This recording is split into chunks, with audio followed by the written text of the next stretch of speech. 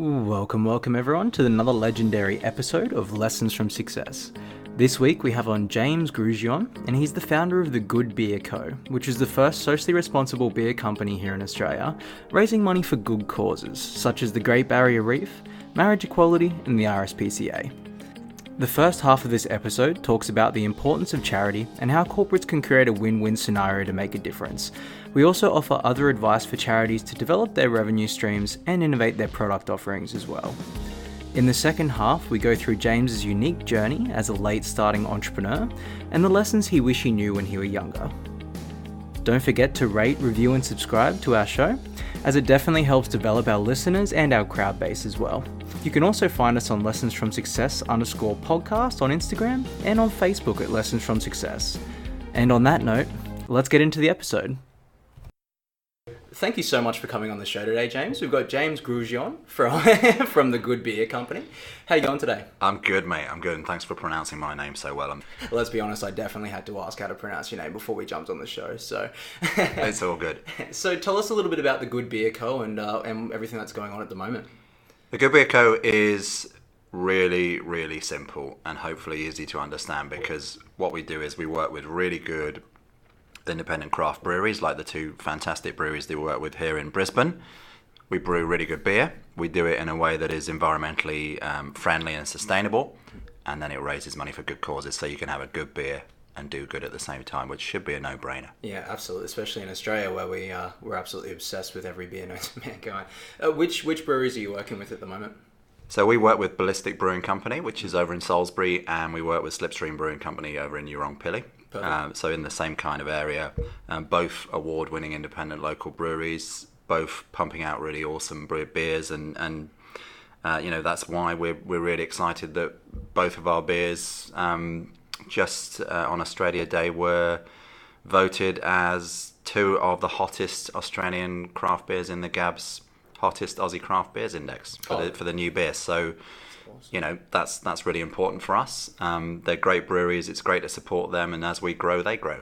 Yeah, absolutely. I've had a couple of days at Ballistic Brewing Co. I know they did Oktoberfest last year, and Salisbury's where I grew up, so that was my home suburb. Oh, fantastic! Yeah, so lucky you. Yeah, absolutely. Every beer I've had there has been absolutely awesome, but I haven't tried the other one yet. So. We got to try Slipstream. I mean, Salisbury. Queensland in general for craft beer is going nuts, right? And so you've got some of the best craft breweries in Australia here, and that's growing all the time, which is really exciting. But in Salisbury, there you've got Slipstream, who do amazing work. They kind of really lead with hops. They do some amazing IPAs, and our pale tail that they do for us is a 3.5, but it's got great flavour. Yeah. You've got Ballistic there. Just doing really, really good, solid beers, and again, award-winning. And then you've got Helios Brewery around the corner as well. So you've got three breweries within about 10 minutes of each other, all doing kind of different stuff, all good beer. So, it's a good place to be coming from, mate. Yeah, for sure. Definitely. It's good to be in walking distance, so you don't have to drive after visiting. Yes, don't drink and drive. So which brewery brews which beer? And tell us a little bit. So I know you've got the three at the moment. We've got two beers at the moment. So our flagship beer is Great Barrier Beer, which is the beer that is raising funds for the Australian Marine Conservation Society, and you're going to have one for the reef. It's all about protecting our beautiful national icon, the Great Barrier Reef. That's brewed by Ballistic Beer. It's a 4.5% lager with some Galaxy hops in it, all Australian ingredients, brewed by a guy who I think is a bit of a legend in the Australian beer industry, Lachlan Carruthers, who's the head brewer there. He's done a stunning job on the beer. It's been really well received. It's delicious.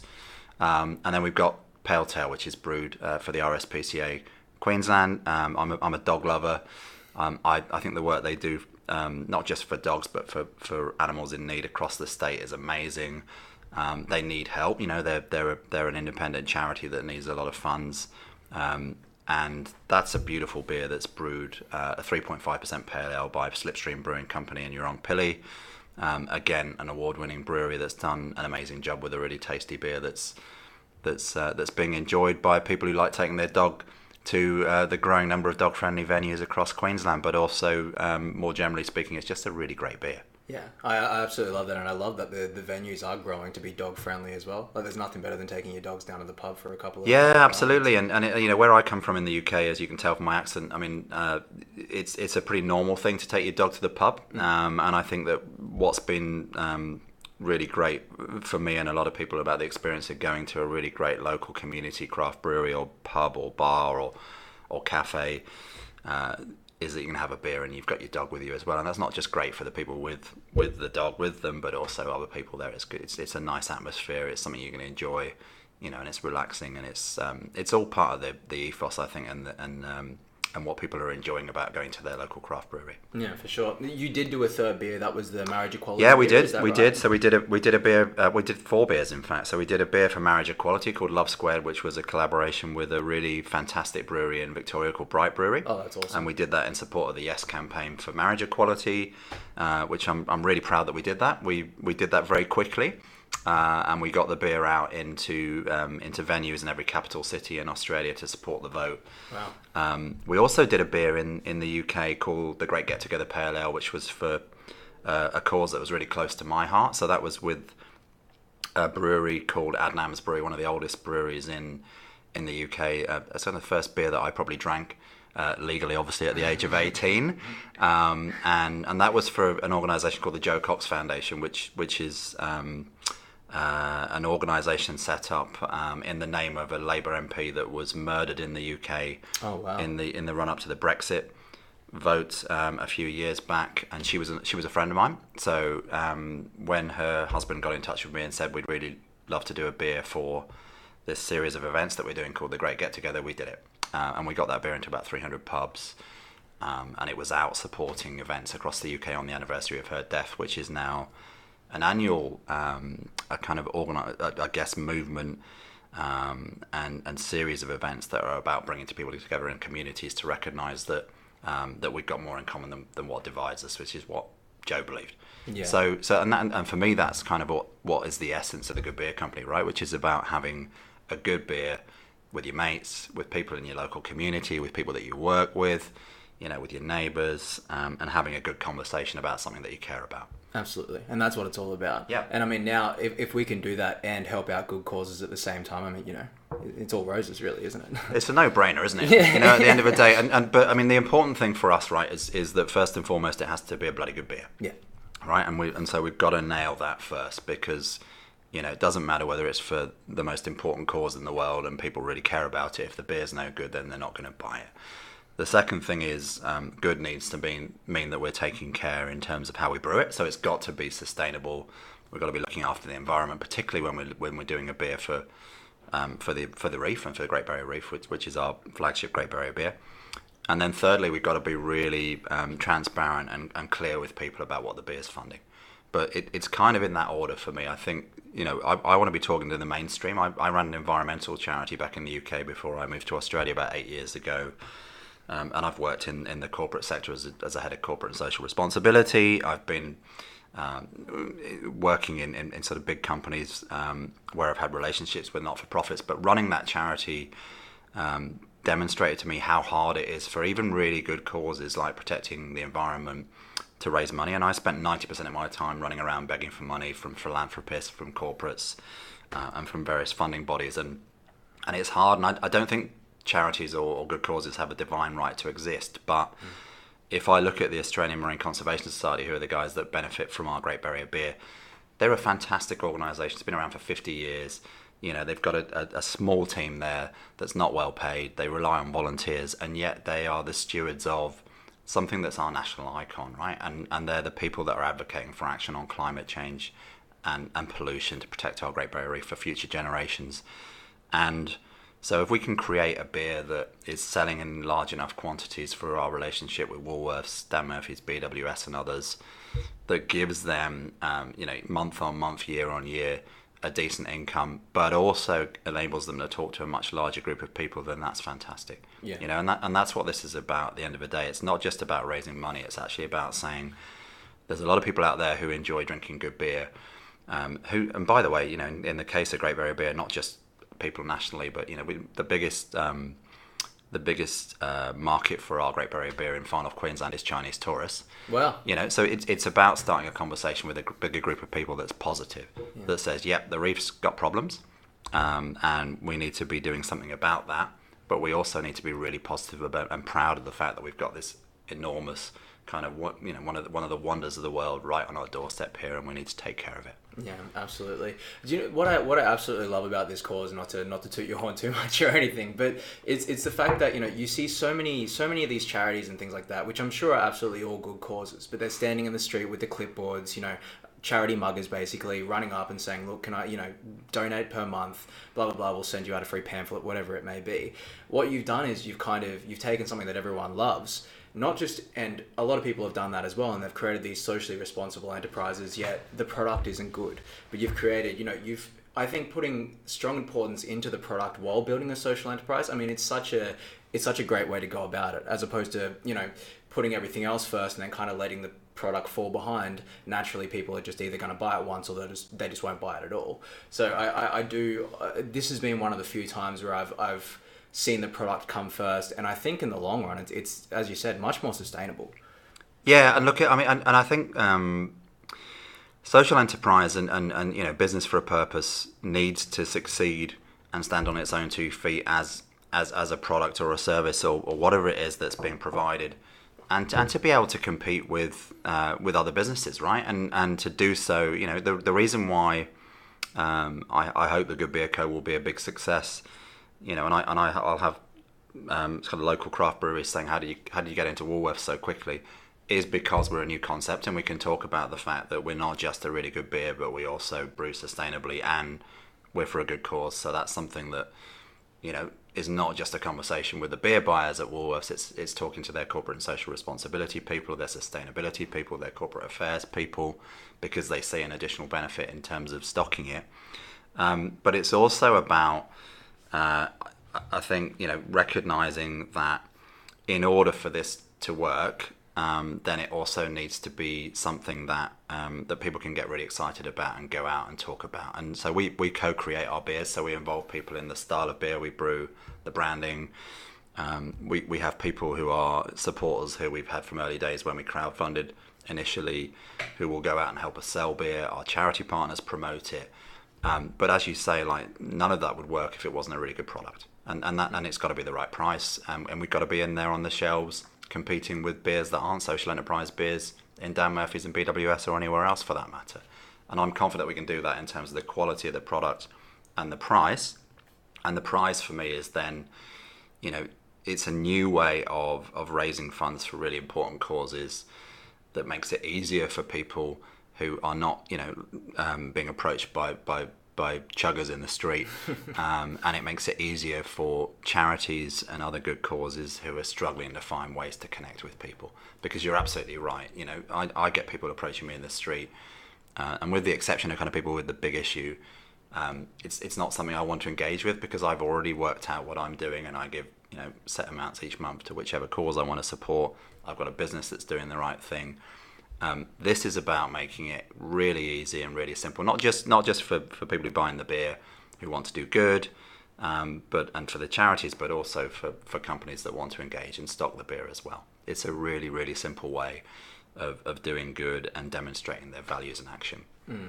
Correct me if I'm wrong here, but it sounds like the way you've gone about this, and probably an appropriate way to go about this for other people that are considering it, is think of it as just a standard business first, and then throw in the social responsibility on top of that. Where I feel a lot of people are doing the social responsibility thing in terms of throwing everything at the cause and all that sort of stuff, but then they're failing to actually make an appropriate business. Is that?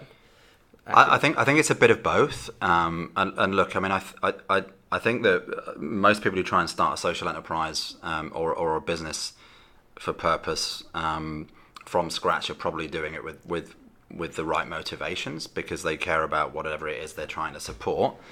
The bit that sometimes is missing is as you absolutely say, have I got something here that is going to stand up as a business? Now, not all social enterprises are profit-making, and not all of them are out there trying to compete with other businesses, but that's the model that we have. And what I want to try and demonstrate with the Good Beer Co. and its success, hopefully, is going to be this is a new way of doing business. And I think one of the things that will be interesting, as it's fantastic to see so many new businesses coming on board, and including established big businesses talking about purpose, talking about values, and a lot of that's driven by people who are working for those organizations saying, well, does the company I work for and is my career doing something that isn't just about paying my mortgage or allowing me to buy a nice car or whatever. I actually want to feel like I'm doing something that's benefiting the planet or the environment or my local community or society. One of the things we're going to need to be really mindful of is this stuff real? And so, I remember going back to being in corporate social responsibility sort of 10, 15 years ago. A lot of the engagement from corporates was really about making sure they didn't get bad press in the media. Some of it was greenwash. So we need to be making sure that there's integrity around how people are doing this kind of stuff, because that's really important. Firstly, because I think social enterprise and business for purpose is really important in terms of tackling some of the big challenges that we have in the world today. And I think business and social enterprise will play a really big role in that. But also because we're asking people to, engage and feel confident that what we're saying is real. So if somebody buys Great Barrier Beer, then they want to know that while they're enjoying the beer and spending the dollars, that the charity is actually benefiting, and the charity that benefits is going to do something useful for the reef with those funds, right? And that's how it works fundamentally. And I think that's a really important piece for startup social enterprises to grapple with, but it's also a really interesting conversation that needs to take place with businesses that are getting their heads around purpose. And there's some really big social enterprises, but there's really big established businesses that are looking at different ways of doing business now that are about responding to how their employees feel, how their customers feel, how their suppliers feel, and generally just kind of the interesting challenges that face the world at the moment, which are not going away. No. And climate change for me is a really big one of those as an example. Yeah, I find it really good, because a lot of people are getting on board with the social change that needs to happen, and climate change and all those sorts of things. That now, in business, everyone's looking for a win-win scenario, and I mean that's the best possible case scenario. And I feel like a lot of the big corporates now, because there are so many people backing things like climate change, things like fixing up our reef, all these sorts of things, that it actually makes more business sense for them as well to go sustainable. And that's, to me, in my humble opinion, I obviously don't know too much on the matter, but I feel like this is where the strongest change is going to happen, is where the majority of people are on board for this change, and it actually makes more sense for businesses to do good than it does to do bad. And that's kind of where I see it going at this stage, which is absolutely awesome as far as I'm concerned. Yeah, it's really exciting, isn't it? Right? And I can say, as someone who's kind of worked in big businesses, I've worked in startup social enterprises, I've worked in normal startups, I've worked in not-for-profit organisations, I've worked in government. I've been someone that's worked with politicians and the media, and I really feel passionate and excited about the role that business is going to play in tackling some of the really big challenges that we face. And if we just take climate change as one example, because of the short-term electoral cycles that we have in this country and globally, and because of the challenges that politicians face nationally and internationally in terms of what they need to do to make sure that we don't go beyond 2 degrees warming, which is a disaster for the planet, and not and initially will start to affect some of the people that can least afford these changes to happen to them very soon, which is awful. I feel like it's got to be business that steps up and takes on some of these challenges, because they can move more quickly, because they can be innovative, because they can be dynamic. And so social enterprise will play a part in that. But I think what's also driving it is businesses beginning to realize there's opportunities for them in this, and this is how they are going to do well. And I think the other thing that's really exciting about it that you've touched on is that their employees, particularly kind of younger employees coming through, and their customers are going to want to see them do it as well. And they're going to differentiate between companies that are doing the right thing and companies that they evaluate are not doing the right thing.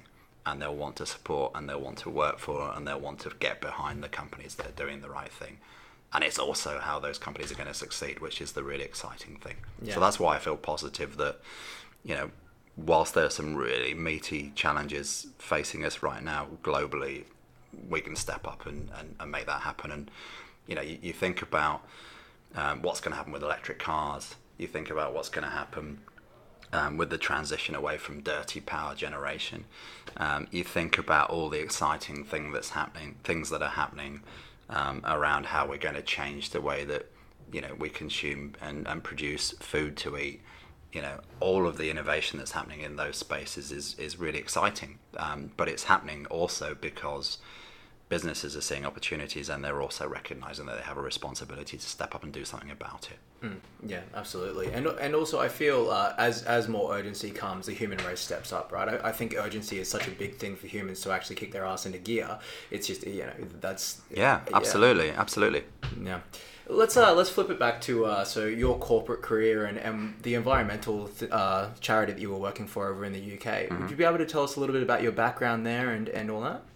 Oh, look, mate, I trained as a journalist, and then I went into politics for a bit, and I worked for a couple of politicians, and I was a campaigner, and then realised that I wasn't going to be able to afford to have somewhere nice to live in London, where I was from, and so I went to work for a PR company, and that's when I started working with corporates, and then ended up working for a big banking chain and heading up their corporate and social responsibility and government relations, which led me to then going and joining a company that was working with big energy companies and government to make people's homes energy efficient, to lift them out of energy poverty so that they could afford to pay their energy bills. That huge programs, probably about kind of 2-3 billion pounds worth of programs to deliver improvements to about 5 million homes across the UK. Wow. And then I went, and that company was employee-owned social enterprise that ended up floating on the stock exchange. And I was part of the team that oversaw that. So kind of at quite a young age, learnt a lot about the changes that take place in that kind of environment. And then went to work for an Australian company that was putting together large-scale, really big projects with media companies to distribute for free energy-saving devices. So we gave away 4.5 million energy-saving light globes with the Sun newspaper, which is the biggest selling tabloid in the UK, in one day. Wow. And we did some really fun projects that were about engaging the media in climate change, delivering big projects that the energy companies had to deliver because of the regulatory environment there. And created a profile for taking action on climate change at a time when it wasn't fashionable. And that's when I went to work for Environmental Protection UK, which was an environmental charity that had been around for, since 1898. It was started life as the Coal Smoke Abatement Society, and it was a charity focused on air pollution. And I didn't really know much about that. And air pollution, you'll see it if you go to places like Beijing and other parts of China now, and other parts of the kind of developing world that is becoming rapidly developed. It's a real problem. It's just smog. And so this was a charity that had been a bit like the Australian Marine Conservation Society, had been responsible for some really important stuff, but had kind of lost its way in terms of funding, and was really struggling. And I had to go through a really painful period where we downsized it. We had to sell the national office. But I created from it something called the Healthy Air Campaign, which is a coalition that exists today of businesses, environmental, transport and health charities that is now championing changes to legislation in the UK and in the European Union. I hesitate to say that in relation to the UK now, but we'll see what happens. But also was just like a kind of public-facing campaign body that was championing action on air pollution. And air pollution, I'm really passionate about fairness, and I want to see everybody in society having an equal opportunity to succeed. And the thing that motivated me about air pollution, other than the environmental side of it, was that it's people that could least cope that were affected the most. So it's kids that in low income areas that were going to schools next to really busy roads that were getting asthma. It was older people in poorer communities that were dying prematurely because of the air that they were breathing, and that happens in really large numbers in the UK. It kills more people than smoking. Wow. And it wasn't recognised, and so for me, I really wanted to do something about that. But what I learned in the process of setting that campaign up and being involved in that charity and running it was how hard it is for the people in that sector, and how hard it is to generate funds. And there had to be an alternative to the kind of chuggers on the street or people going and begging for money. And I was on the other side of it when I was running corporate and social responsibility for the bank, and you're standing there with the big checks, handing them out to the various little local community organisations. Well, that's great as a kind of one-off, but if you've got something like a Great Barrier Beer or a Pale Tail, and it's selling, $200,000-$300,000 worth of beer every month, and 10% of that's going to the charity, well, then that's something you can depend on. That could be somebody's salary. It's a project that they can lock in for 3 years, and then it's tangible. And for me, that's what I find exciting about the potential of the Good Beer Co., which at some point could do other products and services as well, but fundamentally proving that this is a really good way of funding good causes. Yeah, for sure. It's so important for charities to get that recurring revenue as well, which I think in the past has just been so challenging. The only recurring revenue they would have had would have been the people that are signed up to, give the $20 monthly and all those sorts of things. I guess the similar sort of things would be like the raffles that some of the charities here are doing, and those sorts of things. That seems to be a good way to generate that recurring revenue as well.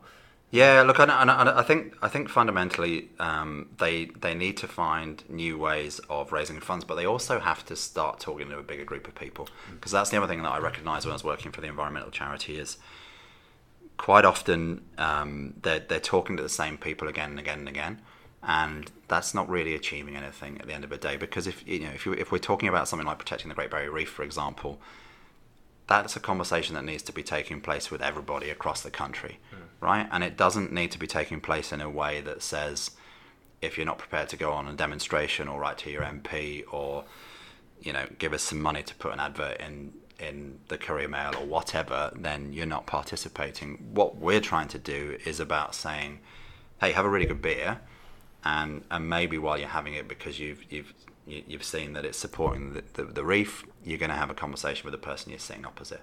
And that conversation then maybe leads to something else. And it might be that person then has a conversation with their family or their friends or their work colleagues. It might mean that they're going to respond more positively to approaches from other organisations that are asking them to do stuff to stand up and be counted for the reef. It might mean that they go and get involved in a clean-up on their local beach. It might mean that they think about how they're using plastic. It might mean that it influences how they vote in an election. I don't know. We're not a political organisation, but fundamentally what we're trying to do is create a platform for the reef that's positive, that allows everybody to engage in a really, really simple way over a beer. Yeah, for sure. And there's that compound effect there as well, as I might buy that carton of beer, and someone could come and be like, oh, what's that about? I tell them, they tell their friends, etc. Absolutely. Before you know it, CEO of somewhere is getting wind of this, thinking, you know what, like we do need to do more socially responsible activities within the business, and just kind of grows out from there. Yeah, and it's just a really positive thing as well, right? Because a lot of this stuff, particularly around climate change and the reef, like if we go around telling everybody the reef's dead, or we're going to go past 3 degrees and it's all a disaster, and there's almost kind of nothing we can do now, then what the hell are we expecting people to respond in the manner of, right? Other than to go, okay, well, there's bugger all I can do about it, so I might as well just crack open 24 of these beers and put my feet up, basically, and I'm being silly about it. But at the end of the day, we've got to give people something positive to do, and then just keep talking, basically, and get people excited about the fact that actually there's a really big challenge here, but we can all collectively do something about it. Yeah, I've never been a fan of scare tactics, especially within charity. I don't think that's the right way to tackle it at all. Yet it seems, and I know appeal to emotion does work. I mean, it's one of the marketing 101 sort of thing. But I don't feel like scare tactics are the way.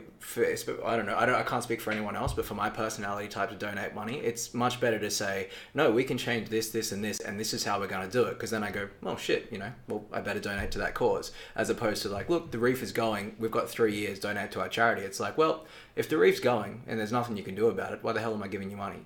Yeah, and look, it's there's undoubtedly the reef's under threat, right? And a big part of that is climate change. A lot of it is also, things like crown of thorn starfish. It's about water quality. There are lots of things that we can do and are doing, and we need to be making sure that our state government, our federal government are doing the right things, that our marine park authority are doing the right things, and all the people that are engaged in looking after it are doing the right things. But I spend a lot of time flogging beer to people in far north Queensland who might be kind of mum and dad businesses, through to Hamilton Island resort on the Great Barrier Reef, or P&O cruise ships, who are going to the reef in their huge mega cruise ships from all over the country.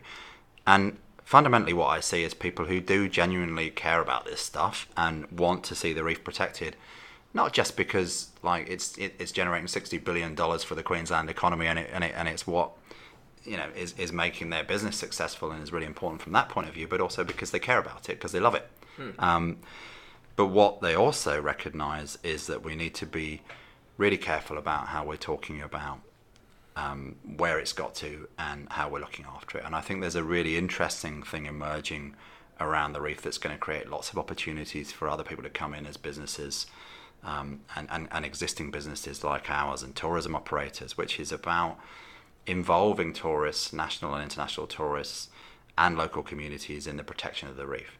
And to say, there are things that we can be doing that are about making sure that this is around for future generations, so our children and our grandchildren can enjoy it as well, while we're on the reef and enjoying it. And that's been a really interesting thing that I've observed over the last 3 years. There's a really positive conversation going on about conservation, and it comes from a real pride from those communities. But I think that also exists nationally in Australia, which I find really exciting, in the reef as a national icon, because you ask people where I come from in the UK to name 3 things about Australia. After koalas and kangaroos, they're going to say the Great Barrier Reef, right? And it is something that we should all be really proud of as a nation. And I don't spend enough time up there, and you go and snorkel on the reef or scuba dive on the reef, and you're going to be blown away, basically. It's amazing. Sad thing is, I haven't even been to the reef. That's I know it's that famous thing, right? I've been all over the world, yet when it's in your own backyard, it doesn't quite feel like a holiday, right? But I definitely need to get up there. Mate, we took a bunch of people from Dan Murphy's and BWS locally in Cairns out on the reef the other day, and they hadn't been since they were at school, and they live on the reef, right? So you don't. But there is something really exciting about taking people out onto the reef and having a conversation with them over a beer. Yeah. We can have the best, and we've got fantastic content created for us by an amazing pro bono agency here in Brisbane called Brother & Co, who've done all our branding for us. We have amazing video content, photos, but there's nothing that beats actually taking people out on the reef. If you and I were sitting on the reef now having this conversation over a nice cold Great Barrier beer after we've just been for a scuba or a snorkel, it's a different conversation. Oh, for sure. Because you've had the experience and you're thinking, Christ, this is amazing. This is part of Australia, and I want to protect it. Yeah. Let's change pace a little bit, and we'll jump over to the entrepreneurial side of everything you do. What was it like first starting the business, and how did it how did you think about the business to begin with?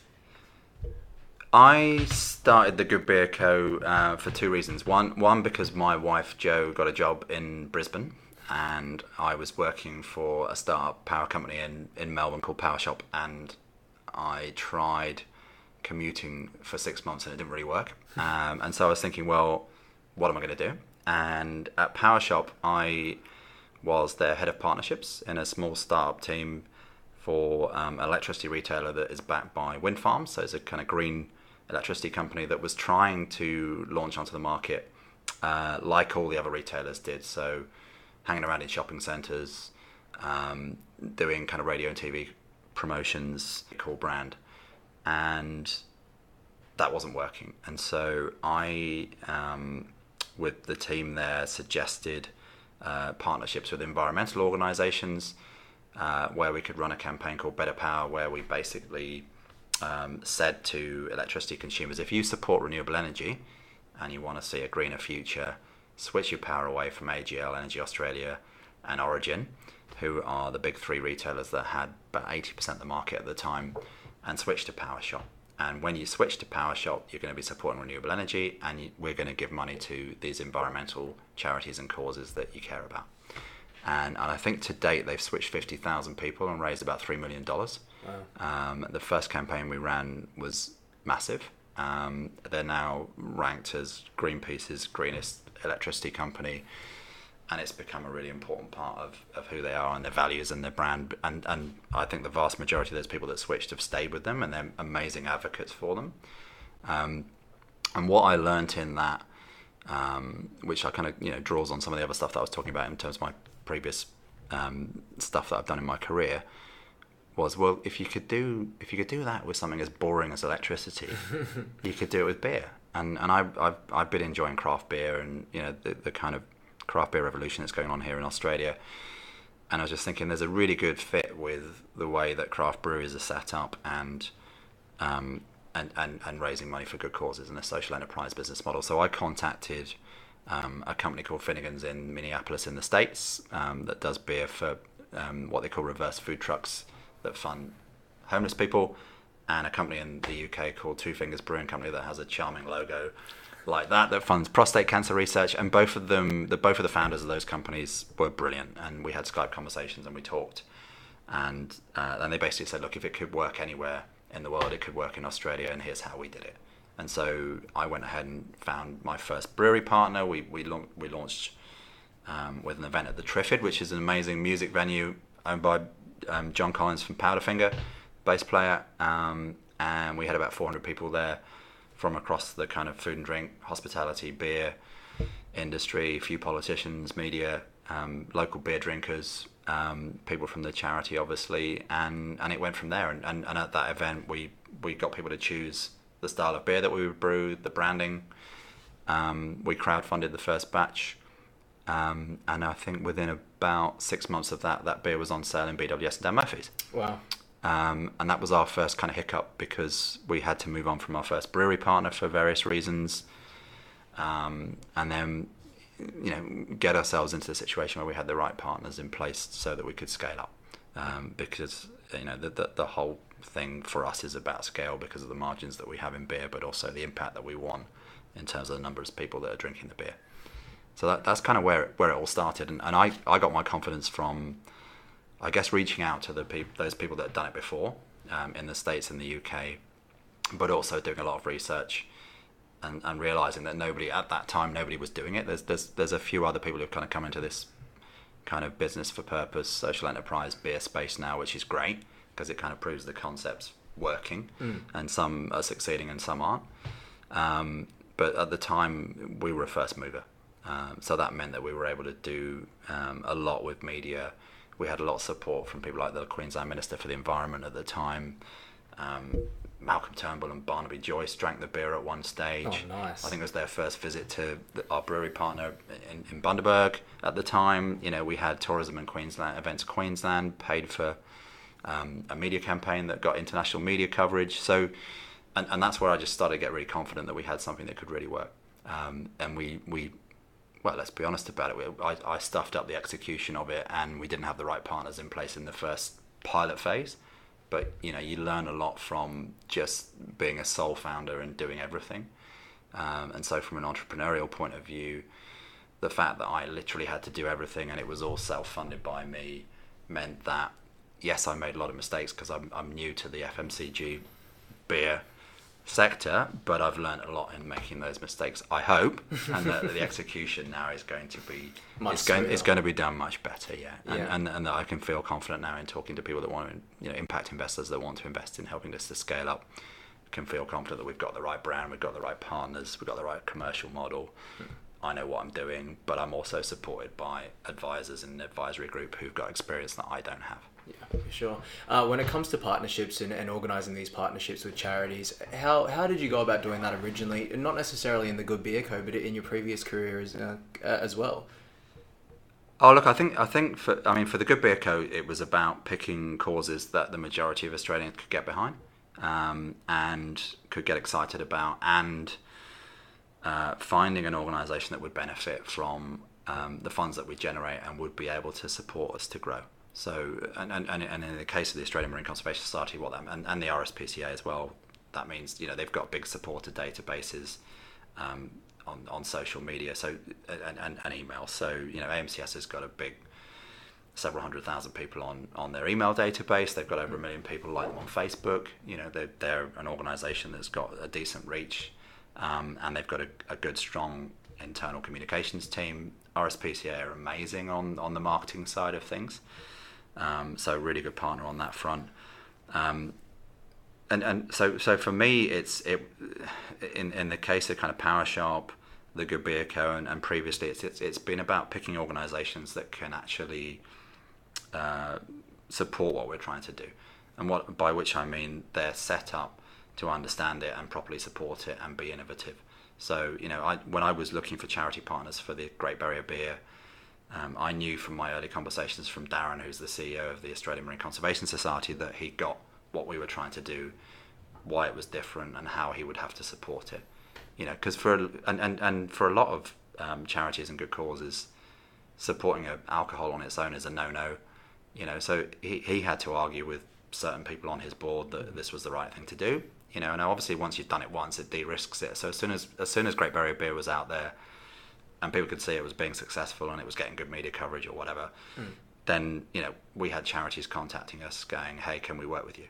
And not all of them were the right charities. So you then it's about kind of is this a right fit in terms of what we're trying to do from a values point of view and our brand and messaging and narrative, but are they also an organisation that is going to benefit, and can they support a beer?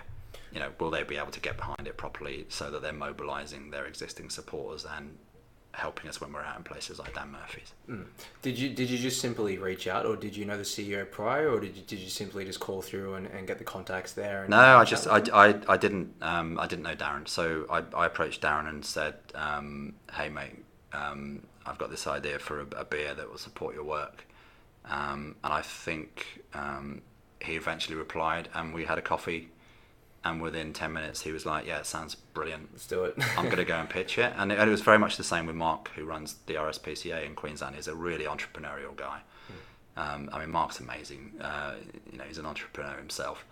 And he was just like, literally within 5 minutes, "Yeah, let's do it." And now he's chomping at the bit and saying we should be doing this nationally. And he's personally gone out and found a lot of the places that are stocking the beer, and that's great. And that's the kind of engagement you want. You want people to be excited about it and genuinely get it.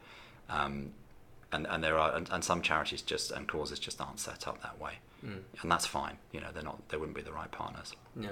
If you could have your time over again, would you have started a social enterprise company yourself earlier, or would you have still continued the same career path so you were, I guess, as fit to do it this time as you are at this sort of experience level?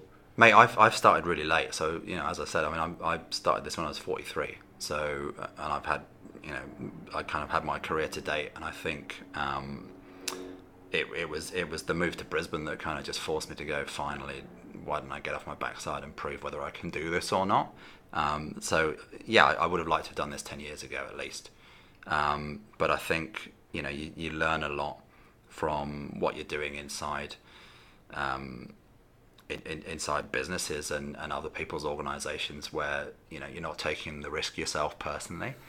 I think with hindsight, if I was doing this again, I probably wouldn't have quit my job as quickly as I did, and I probably would have given myself a bit more of a runway on no salary to be able to make it work. But as is always the case with these things, behind a good and successful entrepreneur is usually a great family, friends, partners, who support them and make sacrifices in order for them to be able to do that. And that's certainly what my wife Jo's done, and my family and friends. A lot of the initial early work that was done for the Good Beer Co was done by friends of mine pro bono. That's amazing. Who were really talented, and I was able to call on that. Would I have been able to do that if we weren't a social enterprise business model? Probably not to the same extent. But I think all entrepreneurs have to rely on a support network. It's part of what's we're in Little Tokyo too now. Job's been an amazing supporter, but so have the people in this community. So being part of a community like Little Tokyo 2 is also really important. It's an extension of your friends and family, who are people who will, just get involved, basically. Sometimes it's just about having a conversation when you're having a rough day. Other times it's actually people jumping in, and I've had people help me run events, taking photographs, doing social media, doing my website, all pro bono. Now we're grown up now, and we're going to have to start paying for stuff and taking it seriously, right? But in that startup phase, it's phenomenally important to have that kind of support, and I think that has to come from the passion that you've got for what you're doing, but also people believing that you're going to succeed. Yeah. Because why are they going to back you if they think you're just messing about, and it's just some kind of vanity project? Yeah, for sure. If you could go back in time when you started the business, what would be the biggest lessons that you teach yourself prior to getting into it? I know you did mention, I guess, having the right partners in place, but would there be anything else that you'd like to let yourself know? Yeah, I think the biggest lesson for me was just to have done a little bit more research into the market. So I was very naive at the beginning, which, and probably if I hadn't been, I probably wouldn't have started it. But I'll give you an example. Very early on, I was having a conversation with the head of sustainability at Virgin Australia, and we had a beer. He tried it. He'd seen the branding. And he was getting very excited, and he said, look, Richard Branson's just said that this is the year of the Great Barrier Reef, and this is what we're going to be focused on, and I don't want you to get you overexcited, but what kind of volumes can you do? Oh, wow. And my assumption was that it was a lot easier than it actually is to get out there, because the response then, that is the normal response that I learned through doing, is a phone call 2 days later saying, hey, this is after several conversations where we think, gosh, this is going to really take off, it's amazing. The food and beverage guys have told me we're in a 5-year contract with Lion Nathan. Okay, so and so that's the same. That would be the same with Qantas. The only reason we were able to get the relationship that we had very quickly with P&O cruise ships was because it was just timing. It was luck. They were just renegotiating their contract with one of the big multinational brewing companies, and there was a gap where they could let us in. And so I think I would have done more research. I certainly wouldn't have gone out and said yes to everybody that wanted to buy our beer because they were a cool restaurant or bar in Port Douglas, and I would have had probably more advice on the logistics side of things. Australia is a massive country. One of the biggest challenges for a beer company, if it's not trying to sell just to its local community, is the cost of deliveries and logistics. So I would have taken some advice on that, because I've got no background in it, and I made a lot of costly mistakes. We had something like 297 different customers when we should have probably had 10. Oh, wow. Do you, I guess, as you said before, though, it's thinking about all this before you go into business can definitely cause it to never happen. And I guess that's the flip side. I mean, I think naivety can be great sometimes, because it causes you to sort of burn the boats and take that big first leap. So same as quitting your job. It's obviously definitely better to be getting a salary while you do all this. But on the same token, not getting that salary, I'm sure, would have been much more of a motivator than sort of doing a part-time on the side. Yeah, it does. It does. Look, and I think there's a balance, isn't there, between kind of over-researching and procrastinating and not actually doing it, and jumping in and making mistakes. I mean, fundamentally, like if you're going to be trying to start a business, you're going to make mistakes. It's how you learn from them, isn't it? Right? Don't keep repeating them. Learn from them quickly. Move on. And that's I think that's been a learning for me as well. It's very different when you're doing it for other people, and it's their business, it's their funds that you're risking, than when you're doing it for yourself and it's your own backside on the line. And I find that quite motivating as well. Yeah. And it's part of the reason why I never give up, even when we've had some really big challenges where I've thought, Jesus, this really isn't going to work. You just think, no, I've put my time and funds into this. I've worked really hard, and I'm not going to let it fall over. But at the same time, sometimes you have to admit that something isn't going to work, or you fundamentally have to do something to change it. And an example of that in the Good Beer Co is changing our brewery partner, which probably cost us a couple of relationships with big corporates and could have knocked us over, but it was the right thing to do. Yeah. Have you had any other big failures to date that you've sort of overcome throughout the Good Beer Co, if you don't mind sharing? Oh, look, I think the biggest failures for me have been things like not being rigorous enough in our quality control. So, we had a massive batch of beer that we had to literally get rid of, that we put the wrong best before date on. We have delivered beer to the wrong people at the wrong time in the wrong timeline. So it's those kind of mistakes where you only get one chance basically to get it right with a client, and the thing doesn't arrive on time or it's got the wrong date on it. That when you're in startup mode, can torture a really important relationship, or can cost you money and can impact on your operating cash flow in a way that could knock you over. So both of those things were things that I've only done once and I've learned from, but could have actually been a kind of mortal blow to the organization. And so it's kind of scary. It's scary stuff, but you also realize, Christ, we need to have the right systems in place in order to be able to do this. And it's no excuse that it was a conversation perhaps with people at your brewery partner as well. At the end of the day, fundamentally, it's your product, it's your brand, it's your business. You should be standing there next to the people that are bottling your beer and make sure that the dates are right. And so that's partly why we're working with breweries now that are here in Brisbane where I am.